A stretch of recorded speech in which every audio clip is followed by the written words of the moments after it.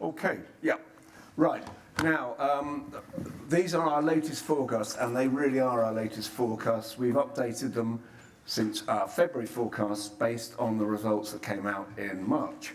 And as you can guess, there were quite a few surprises from Netflix, for example, which I'll get into a bit later on. So they're brand spanking new. They cover 138 countries, and they cover only the TV series and movies. So they don't cover dedicated sports channels, for example, but they do cover general entertainment channels that include sports, like cricket, for example, in India, and some of Hotstar there. Okay, so this is a global overview of the, by the way, there's a lot of numbers in these slides, so I won't read them all out, but there are a lot of numbers. I'll talk around them. The global marketplace, as you can just see on the left-hand side, is growing very quickly. We think the global market will be worth $224 billion by 2027, and that's up by $89 billion on last year. And despite the little hiccups we've seen recently in the SVOD market, we think the SVOD market will add $48 billion, and AVOD will double to $70 billion. And if you look at the US, you might be surprised to see how much the US dominates already, but it will also add $40 billion in the next few years. And this is quite an important factor. What happens in the States, I think everyone's been saying this for years. What happens in the States won't necessarily happen everywhere else, okay? What happens in the US is completely different from anywhere else in the world, and won't necessarily be copied either, because the degree of sophistication in the US is far greater than anywhere in the world, whether it be the choice of SVOD platforms or the depth of choice of the AVOD market and the sophistication of the advertising industry in the States, much greater than anywhere else in the world. And I don't think we'll ever see that depth of choice anywhere else. The other thing that's worth bearing in mind here is the slowdown in the Chinese market, second biggest player in the world. Chinese government last year, about a year ago, decided to clamp down on what they call fan-based culture, because it was affecting the youth of the country, and they didn't want them following games too closely, or movie stars, or music rock stars, or anything like that. So they clamped down on that quite considerably, and that meant a complete slowdown in the OTT markets in China, which were very reliant on reality programming, and that's one of the first things they had to, well, let's say they were encouraged to stop doing so much, okay? So the OTT market is much more liberal than the general broadcasting market in China, and they had to cut back a lot of what they produced. And of course, when you do that, you're less appealing to other people in the marketplace, and they won't pay necessarily to watch your services. Okay, now I know this is about SVOD, but just a brief look at the AVOD market. As I said, it will double to $70 billion by 2027. And you'll see on the right-hand side a massive, massive growth in the US marketplace for reasons that I've described already. Chinese market will be, second place Chinese market will be badly affected from what I just said, the ban on the fan-based culture there. And quite honestly, I think we hear a lot about AVOD, and we should hear quite a lot about AVOD, but I think a lot of AVOD growth will be concentrated into the developed markets around the world. I know that a couple of the major platforms that have announced they will carry advertising, Disney Plus and Netflix, for example, have been haven't given many details about how they're going to do that internationally, but I think a lot of their international expansion will be taking place in the advanced markets in the world. And when I mean the advanced markets in the world, I mean, of course, the rich ones in Europe or Australia, and also large markets such as India. So yeah, there's no such thing as a global advertising industry. There's no such thing as a global advertising campaign. You can't even do you can't really successfully do a pan-European advertising campaign because of the language differences. And also the products are being developed and promoted in different times during the European market. You probably can do it in Latin America. You probably can do it in Spanish-speaking markets in Latin America. But when you have linguistic differences, you've got a problem there to start off with in the advertising industry. And as I said, products are developed at different rates. So what people have to do when they expand abroad, and when I say abroad, I mean outside the US, is look for a sales house. They can either set up their own thing, or they can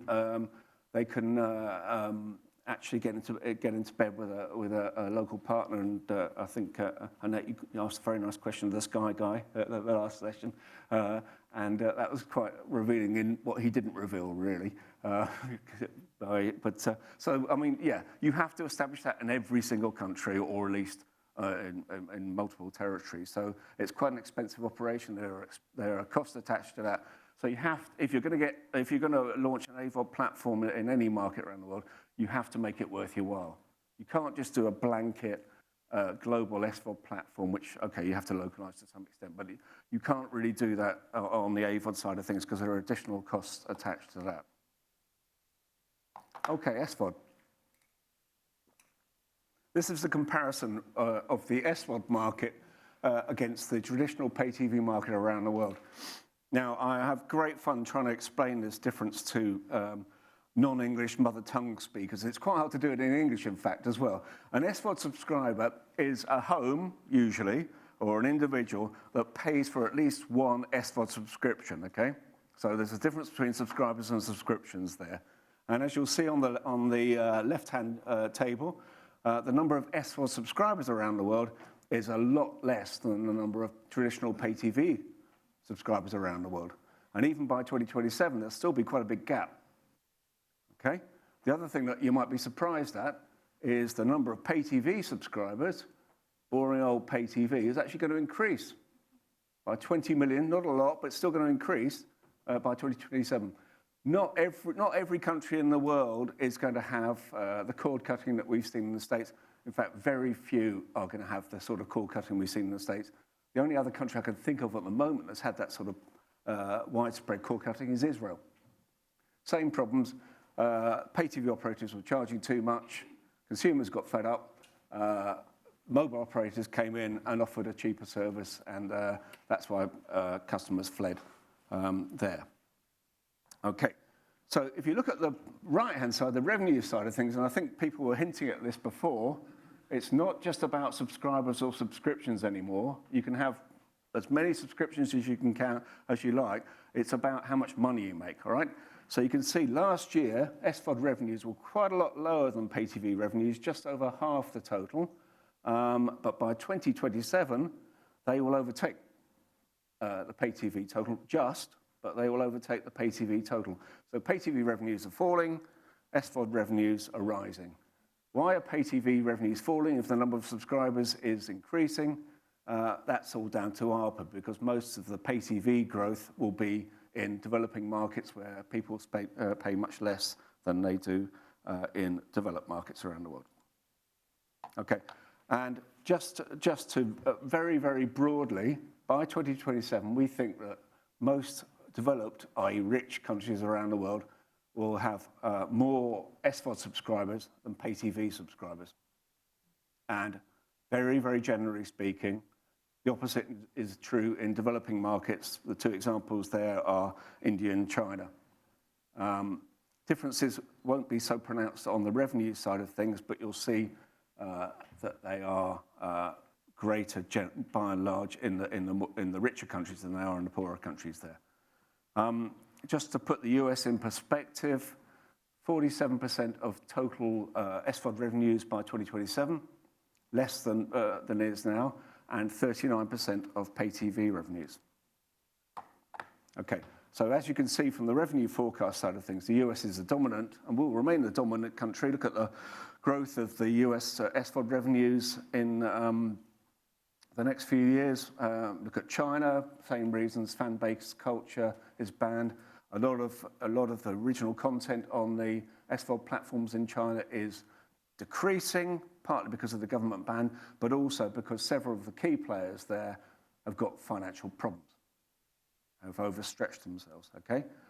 So, yeah, as I said before, the US is completely different than anywhere else in the world and will remain so. The US will show strong growth as cord cutting continues for some time to come. You probably saw the most recent figures, I think traditional pay TV operators in the States, this is Lightman, by the way, not us, lost 1.5 million subscribers in the first quarter of this year.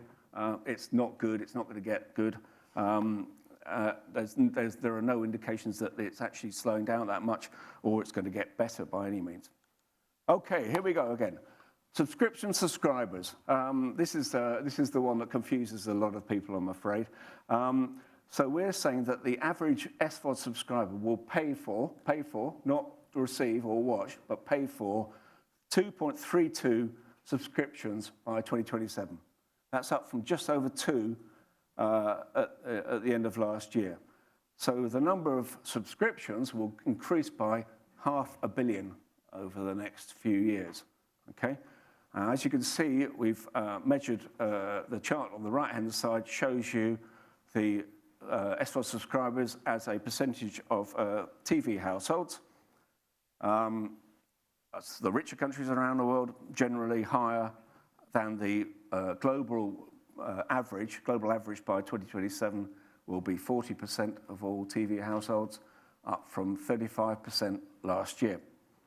So even India and Brazil, two of the fast-growing markets around the world, will be below the global average by 2027, although, of course, they will show considerable growth.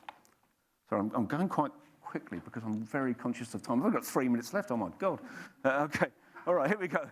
All right, SVOD subscriptions will increase incredibly fast. Even in the US, the most mature market in the world, the US overtook China last year. A slowdown in subscription growth in China. As for the US, fantastic growth. India, fantastic growth too as well. Massive market, very, very low subscription fees. So that's the attraction there. A lot of viewing on mobile phones as well because fixed broadband penetration is very low. Get ready, here we go. And I've got loads of slides to go. Right, here we go. On a platform-by-platform basis, subscription growth. Disney will increase by 144 million subscribers by 2027. Incredible growth. Will overtake Netflix in 2025, okay? Netflix's growth, we've reduced the figures by 25 million in 2027 since our February forecast based on their poor first quarter forecasts, and also, even more alarmingly, the fact that they're going to lose 2 million subscribers, they say, in the second quarter of this year. Disney, whoosh, right out there. Now, how come it's growing so fast? Well, it hasn't completed its global rollout yet. A lot of that growth will be in the Hotstar countries in Asia, principally India, and also in 12 other Asian countries. Really, really cheap Hotstar, very, very cheap. I'll get on to that if I've still got any time left. I haven't really. Okay, but very, very cheap. 42% of Disney subs will be in Hotstar countries. 114 million will be in Hotstar countries by 2027. 11% of its revenues will be in Hotstar countries. 42% of the subs, 11% of the revenues. That's why people are now measuring in money terms rather than subscriber terms.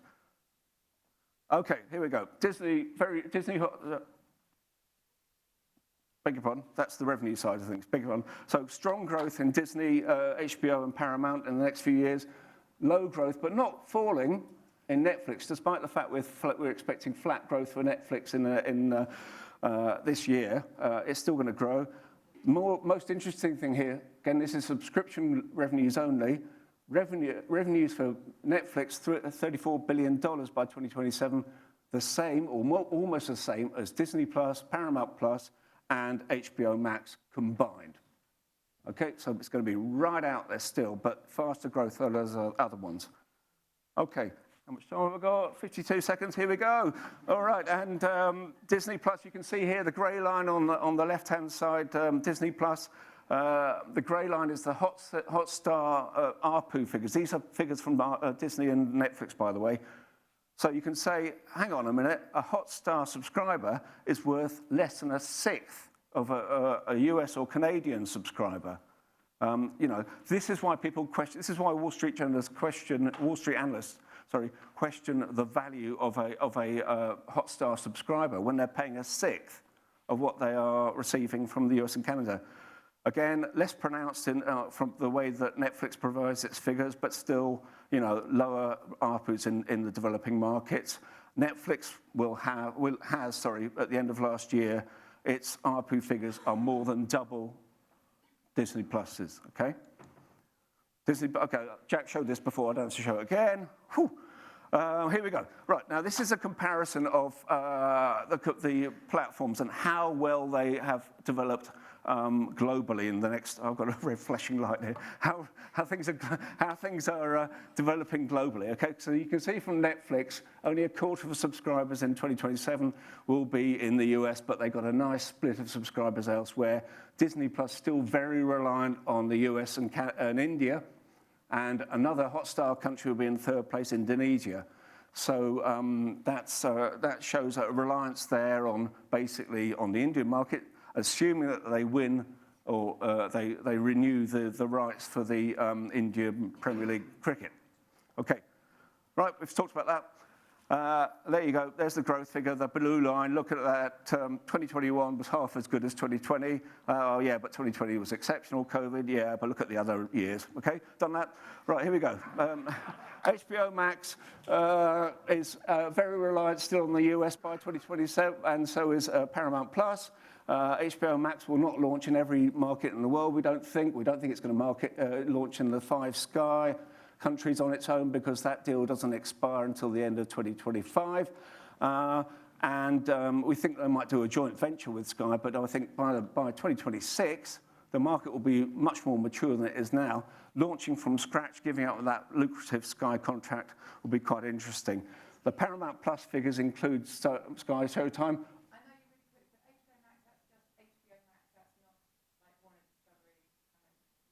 Well, yeah, it's assuming that Discovery, it's assuming that Discovery will be rolled in to Disney Plus in most countries, okay, around the world. I could go on for hours about that, but I haven't got time.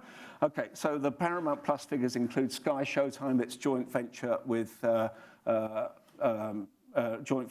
NBC Universal and Paramount in 22 European countries that will start this year. And no announcements yet on the Asian countries. So there you go. Whew. All right, here we go. This is the problem. This is actually the last thing I'll probably say because I've run out of time. This is a really important chart. It's not mine. It's from Warner Media or whatever, Warner Brothers Discovery. And it shows that they did very well last year. In the US, the second from bottom line, the retail line, they doubled their subscriber numbers to 14 million, which is pretty impressive. But if you look at the line below, that's the number of homes in the US, 29 million, 30 million, that still receive the pay channels for HBO in the States.